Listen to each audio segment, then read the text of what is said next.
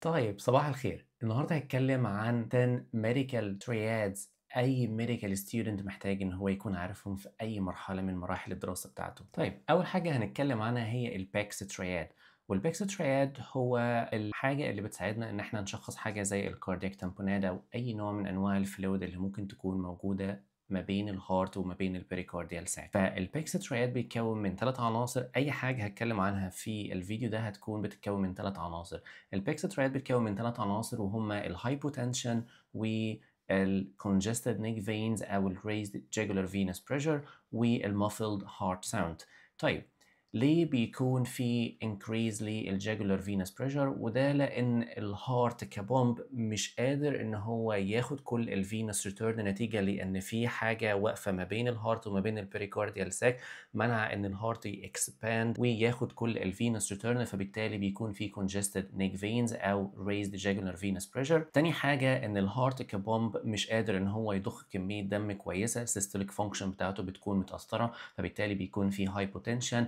وتالت حاجة نتيجة للطبقة العازلة اللي موجودة، طبقة الفلويد اللي موجودة ما بين الهارت وما بين البريكارديال ساك، دي بتأثر على وصول الهارت ساوند واحنا بنسمع الهارت، فبالتالي بيعمل muffled heart sound. طيب الطريقة اللي احنا بنقيس بيها الجاجولار فينس بريشر، العيان بيكون نايم بزاوية 45 درجة، وبعد كده بنحط مسطرة بتكون من الاسترنم والمسطرة التانية تكون عمودية عليها. المفروض ان هو يكون ارتفاع الجاجولار فينس بريشر النورمال بتاعه يكون اقل من 3 سنتيمتر فوق الاسترنال انجل. لو كان اكتر من كده يبقى ده ريزد جاجولار فينس بريشر. طيب الحاجه اللي بتكون باثوجنومونيك للعيانين اللي بيكون في عندهم من بيريكارديال افيوجن او الكاردياك تامبوناد بيبقى حاجه اسمها الكتريكال alternance. الكتريكال alternance ودي اتكلمنا عنها قبل كده في الفيديو بتاع الفايف اي سي جيز اللي ما ينفعش ما تكونش عارفهم في الاي ان اي. لو لسه ما شفتوش ارجع اشوفه تاني، هحطه لك في الاي اللي بتكون موجوده فوق. والحاجه دي اللي بتكون باثوجنومونيك وهي الحاجه اسمها البولسز alternance، ودي معناها ان بنلاقي لو جينا بصينا على الاي سي جي هتلاقي في الغالب الاي سي جي بيكون ساينس تاكيكارديا، وبيكون في ويف كبيره ويف صغيره، ويف كبيره ويف صغيره بالشكل ده نتيجه لان الهارت كانه بيكون عايم جوه البريكارديوم نتيجه للفلويد اللي بيكون موجود حواليه، وبالتالي شويه الاي سي جي يلقط الويف تكون كبيره، شويه يلقطها صغيره. وشرحت الكلام ده كله بالتفصيل في الفيديو بتاع الفايف اي سي جيز اللي لازم تكون عارفهم في الاي ان اي.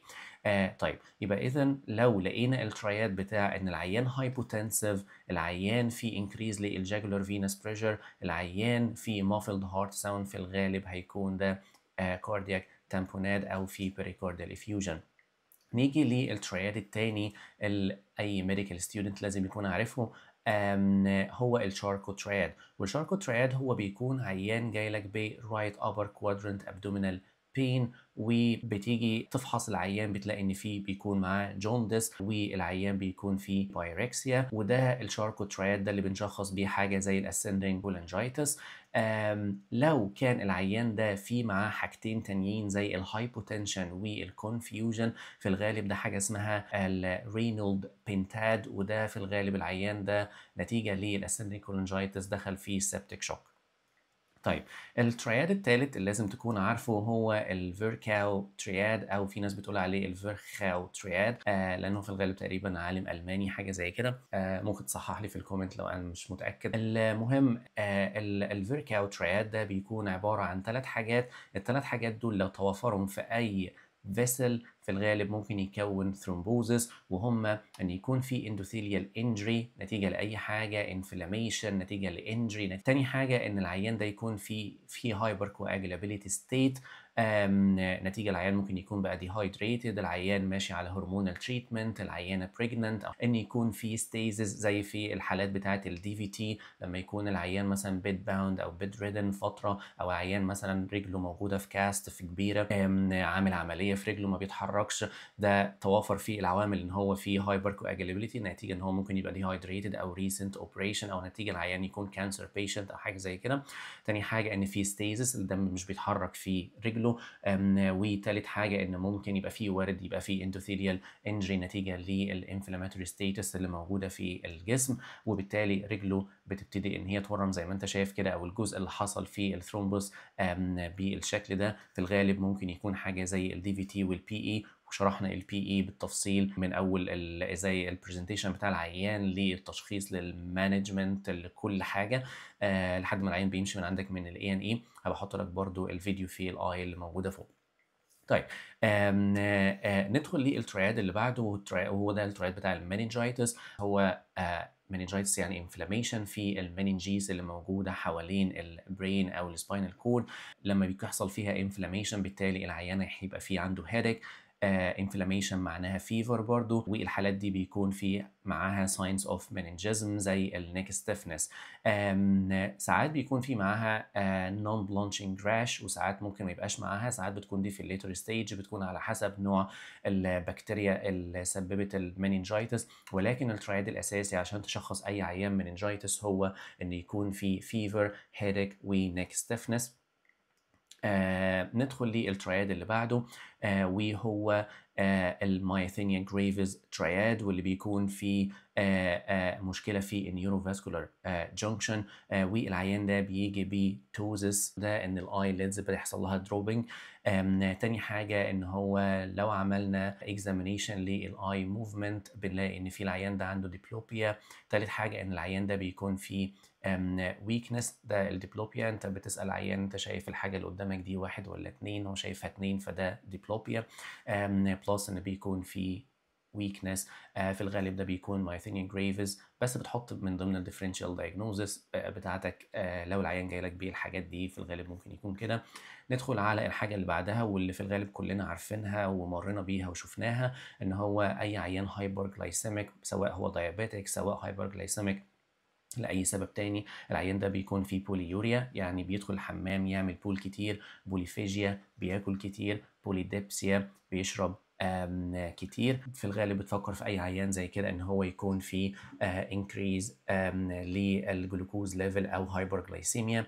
ندخل للحاجة اللي بعدها. قبل ما أدخل، لو سمحت لو حاسس ان انت استفدت اي حاجه في اللي فات او هتستفاد حاجه في اللي جاي، اعمل فولو، اعمل سبسكرايب، اعمل لايك، سيب لي كومنت، اسالني عن اي حاجه انت عايز تسالني، ممكن تكون فكره لفيديو تاني اشرحه لك، احاول ان انا اسهله لك بشكل افضل.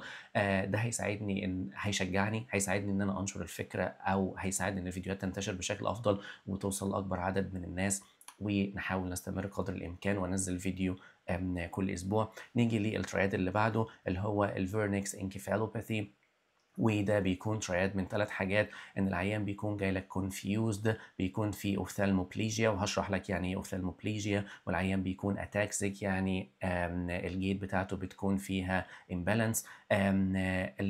في الغالب الفيرنكس انكيفالوباثي ده بنشوفه في العيانين اللي بيكونوا الكحوليكس.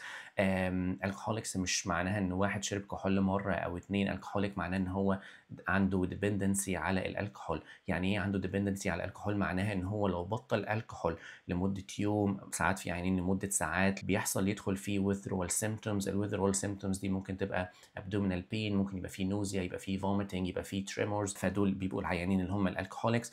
ودايما لما بنشك في حاجه زي كده ان العيان في فيرنكس انكيفالوباثي، يعني عيان الكحوليك وجاي لك بكونفيوجن، وفي بالاكزامينيشن لقيت فيه اوفثالموبليجيا، واللي هقول لك عليها كمان شويه عباره عن ايه، وان هو اتاكسيك او اوبلي وهو ماشي، العيان ده لازم تديله اي في ثايامين قبل ما تديله اي جلوكوز، حتى لو العيان كان هايبو جلايسيميك. ودي حاجه كتير قوي بتيجي في الام سي كيو، فيا ريت لو ناخد بالنا منها. طيب يعني ايه اوفثالموبليجيا؟ اوفثالموبليجيا معناها ان العيان عنده نستاجمس نتيجه لان اللاترال ريكتس ماسل بيحصل لها بولسي، وبالتالي العيان لما بتعمل له اكزامينيشن بالهيتش تيست بتلاقي ان هو في اللاترال ريكتس مش شغاله، في الغالب بتكون على الناحيتين والعيان بيكون عنده ديبلوبيا. دي معنى كلمة الأوفثالموبليجيا. تسأل العيان تخليه إن هو يمشي تلاقي ماشي ووبلي عنده اتاكسيك جيت، بلس العيان بيكون كونفيوزد شوية. دي معانا كيس عيان جاي لك الاي ان اي، عيان الكحوليك نون ان هو الكحوليك، جاي لك الاي ان اي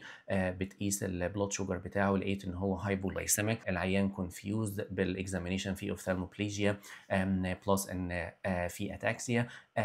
العيان ده لو انت اديت له الاي في جلوكوز قبل ما تدي له اي ثايمين في الغالب هيدخل منك في فيرنكس انكيفالوباثي، بالتالي لازم تدي له الاول الثايمين بيفور الجلوكوز. ندخل على الحاله اللي بعدها وهي الكونجينيتال روبيلا. هي عباره عن فيرال انفكشن، في الغالب بتيجي في السن الصغير، ولكن بيبقى فيه تطعيم ليها اللي هو الام ام ار فاكسين، والام ام ار فاكسين ده ليف اتنويتد فاكسين، وبيبقى ليه كونترا انديكيشن ان ما ينفعش تديه مثلا لست حامل لانه ممكن يعمل حاجه اسمها كونجينيتال روبيلا. يعني البيبي اللي موجود في بطنها هيجي له الايه الروبيلا، وعشان هو انترا يوتراين فبنسميه كونجينيتال روبيلا. طيب ايه الترايات بتاعه؟ بيكون كاتراكت، الكاتراكت زي ما احنا شايفين هنا في الصوره دي. تاني حاجه بيبقى فيه كاردياك ديفكت، وهنعرف ايه نوع الكاردياك ديفكت اللي في الغالب بيكون في العيانين ده، بلس ان بيبقى فيه ديفنس، وفي الغالب بيكون سنسوري نيورال ديفنس. احنا نقول الكلام ده في الغالب بس عشان حاجات الام سي كيو، انما طريقه التشخيص للعيانين دول بتختلف شويه، ولكن حطها بس في دماغك علشان الام سي كيو.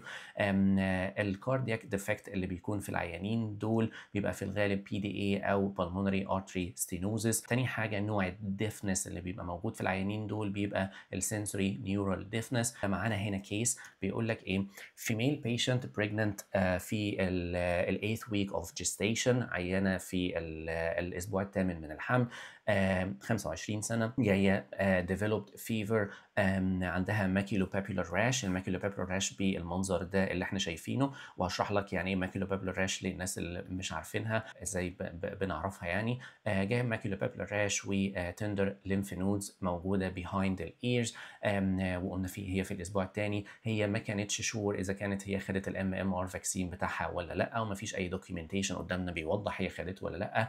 تاني حاجه السيمبتومز بتاعتها resolved within a week، ماشيه مع الروبيلا سيمبتومز او اي فيرال انفكشن، في الغالب ممكن يكون روبيلا نتيجه للماكيلوبابيولار راش اللي موجوده، وهي في الوقت ده دور سخونيه عادي وشويه راش، ما طلبتش اي ميديكال اتنشن او اي ميديكال ادفايس. في الغالب العينه دي ممكن تكون روبيلا وتفكر في ابنها ان هو يعني لو جالك في الام سي كيو عينه جالك بالسيمبتومز دي والمواصفات دي، انت ممكن ابنها يحصل له ايه؟ ابنها ممكن يحصل له الايه الكونجينيتال روبيلا سيندروم. طيب نيجي نتكلم عن الماكيلوبابيولار راش، كاتبها لك خالص بالعربي عشان نبقى عارفين اهو. هي عباره عن سبوتس حمراء بتكون مستويه على الجلد، ولو مشيت ايدك عليها بتلاقي ان هي فيها ارتفاعات صغيره، بلس ان بيبقى فيها ايه مطبات صغيره ملونه ومرتفعه عن الجلد.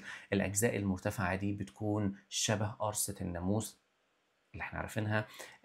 ما هياش فيزيكولر. يعني ايه ما هياش فيزيكولر؟ فيزيكولر يعني ما فيش فيها ميه، وما هياش سباشولر يعني ما فيش فيها اي بوس. وده بيكون شكل الايه الماكيلوبابيولار راش، وبيكون في الغالب معاها فيفر او ساعات كورايزال سيمبتومز. الكلام ده كله في بريجننت ليدي ممكن تشك في الايه الكونجينيتال روبيلا سيندروم. ندخل على الترياد اللي بعده وهو الهيموليتيك يوريميك سيندروم. الهيموليتيك يوريميك سيندروم بيتكون من 3 عناصر، وهم اول حاجه نتيجه لان هو هيموليتيك فبالتالي في انيميا، كرات الدم بتتكسر، العيان ده بيكون عنده انيميا. العيان ده بيكون نتيجه للهيموليتيك يوريميك سيندروم نتيجه لان هي اثرت على المايكرو فيسلز، فبالتالي بتاثر على الكدني وبتعمل اي كي اي، فبالتالي يبقى في مشكله في اليورين اوتبوت، مشكله في الكرياتينين، مشكله في الاي جي اف ار بتاعه. بيبقى في الثرومبوسايتوبينيا نتيجه للتكسير اللي بيحصل في الدم في المايكرو فيسلز، بيحصل ثرومبوسايتوبينيا، يعني البليتلتس بتاعته بتكون قليله، وده اللي بنسميه الترياد بتاع الهيموليتيك يوريميك سيندروم. طيب الهيموليتيك يوريميك سيندروم بتحصل نتيجه في الغالب نتيجه لحاجه زي الانفكشن بالايكولاي ال 0157، وفي الغالب بتحصل في الكيدز في التشيلدرن، ودي بتكون نوع الانيميا اللي موجود، علشان لو جات لك في الام سي كيو برضه بتكون مايكرو انجيوباثيك هيموليتيك انيميا، واللي اختصارها مها. اوكي، مايكرو يعني بتيجي في السمول، انجيو بتيجي في السمول بلود فيسلز، وباثيك يعني ديزيز دي معناها مايكرو انجيوباثيك هيموليتيك انيميا، يعني هي الانيميا اللي بتحصل في السمول بلود فيسلز، ودي نتيجه لان الايكولاي دي بتطلع حاجه اسمها الشيجا توكسين، والشيجا توكسين دي بتعمل دامج. وده لو رجعنا للفيركاو ترياد، احنا قلنا اي دامج للبلود فيسل بيبقى من حاجه من حاجات الفيركاو ترياد. بتعمل ايه؟ اندوثيليال، بتعمل اندوثيليال دامج، ممكن بقى تعمل تكسر البليتلتس، تقلل البليتلتس نتيجه الهايبر اكتيفيشن بتاعتها. الكلام ده كله بتعمل ايه؟ ثرومبوسايتوبينيا في الاخر. نيجي للكيس بتاعتنا، عيان 4 سنين 4 year old child جاي لك بيه بلودي diarrhea. اوكي، بلودي diarrhea في الغالب نتيجه لانه اكل اي اكله فيها ايكولاي. الايكولاي دي دخلت جسمه، طلعت الشيكا توكسين، عملت دامج للمايكرو بلود فيسل او الاندوثيليوم بتاع المايكرو بلود فيسل. والعيان البرزنتيشن بتاعه جاي لك بالور يعني في الغالب نتيجه للانيميا، جاي لك ببروزنج نتيجه لان البليتلتس بتاعته مش شغاله كويس، ففي البروزنج موجوده. وديكريز لليورين اوتبوت. في الغالب لما بتيجي تعمل بلوت فيلم العيان، اي عيان انيميك عنده ثرومبوسايتوبينيا لو هيموجلوبين ليفل، في الغالب محتاج تعمل بلوت فيلم. هتعمل بلوت فيلم هتلاقي فيه الشيستوسايتس عشان لو جات لك في الام سي كيو، بلس ان في اللاب بتاعه هتلاقي فيه انكريز اليورين كرياتين ريشيو، ديكريز للبليتلت، ديكريز للهيموجلوبين، وهو جاي لك ببلودي دايريا في الغالب نتيجه للايكولاي. هتفكر في الهيموليتيك يوريميك سيندروم.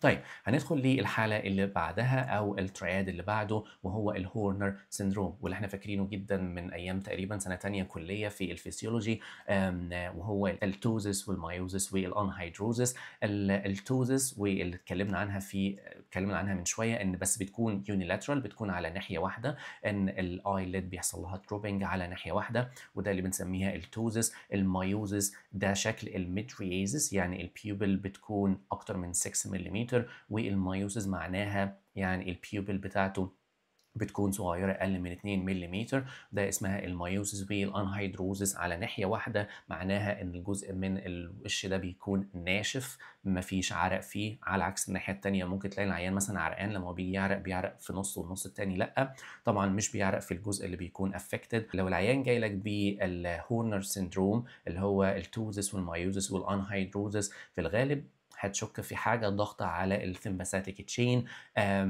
والحاجات الموست كومن ليها بتكون حاجه اسمها البانكوست تيومر. البانكوست تيومر هو عباره عن سمول سيل لونج كانسر، بيبقى موجود في الايبكس بتاع الهارت زي ما احنا شايفين هنا في الاكس راي، ونتيجه لان موجود على الايبكس بيبقى معدي من جنبها الثمباثيك تشين لو فاكرين من الاناتومي، بالتالي بتاثر على الثمباثيك تشين وبتدخل عيان في الهورنر سيندروم. تيجي تعمل عيان ده تشيست اكس راي، يعني لو سالك في الام سي كيو النكست ستيب لو عيان اتشكيت عنده هورنر سيندروم، محتاج طب في انفستيجيشنز كتير تعملها، ولكن من ضمن الانفستيجيشنز اللي انت محتاج تعملها انك تعمل له اكس راي. في الغالب ممكن تلاقي فيه الايه البانكوست تيومر اللي هو عباره عن ايه نون سمول سيل لون كانسر، وده الايه الهورنر سيندروم.